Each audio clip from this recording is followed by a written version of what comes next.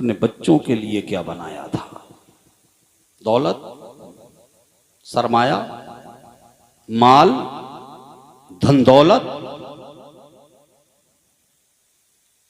जिस दौलत को तुमने बड़ी मेहनत शाक्का के बाद रात और दिन में तमीज किए बगैर, हराम और हलाल में फर्क करे बगैर आप जिस दौलत और सरमाए को जमा करते रहे, आपके बाद अगर आपकी औलाद ना अहल निकल गई तो चंद दिनों में तुम्हारी पूरी जिंदगी की पूंजी को चंद दिनों में तबाह बर्बाद कर देगा।